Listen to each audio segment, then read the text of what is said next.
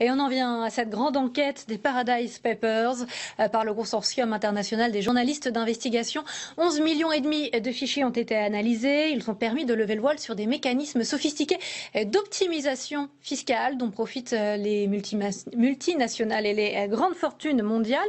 Ce sera l'objet de différentes questions au gouvernement, dont une d'Elsa Fossillon. Elsa, Valérie Brochard, vous êtes en direct avec la députée GDR des Hauts-de-Seine.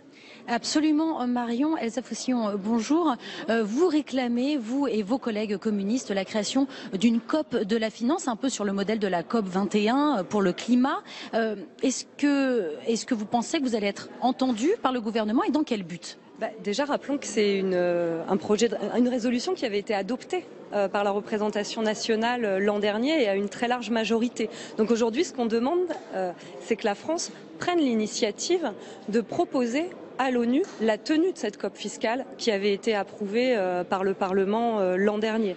Ensuite, ce qu'on pense, c'est qu'à la fois, il y a besoin de mesures nationales pour lutter contre la fraude fiscale, l'évasion, mais aussi de mesures nouvelles pour rendre illégales des mesures qui aujourd'hui sont jugées sous le sceau de la moralité alors qu'elles devraient l'être sous l'angle de la légalité. Donc il y a besoin de ce plan national, faire sauter le verrou de Bercy, renforcer les moyens de contrôle, mais aussi des mesures qui permettent d'interdire aux banques françaises d'agir dans les paradis fiscaux. Ça, c'est le biais national, mais on voit bien, vu la mondialisation financiarisée, qu'il y a besoin de mesures nationales où on associe des États, mais aussi des associations, des organisations, des lanceurs d'alerte au niveau international pour pouvoir agir ensemble efficacement.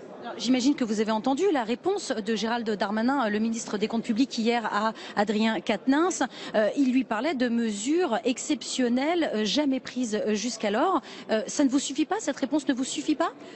Aujourd'hui déjà, on a eu beaucoup de sermons sur cette histoire d'évasion fiscale, beaucoup. On se souvient de Sarkozy, il ne devait plus y avoir d'affaires. Et puis les affaires, elles se succèdent. Donc ce qu'on préconise, c'est de s'attaquer au cœur du système, de celle de l'accumulation sans limite, de cette accumulation sans fin, de cette faim sans soif, ou cette soif sans faim. Et donc il y a besoin de s'attaquer au cœur du système.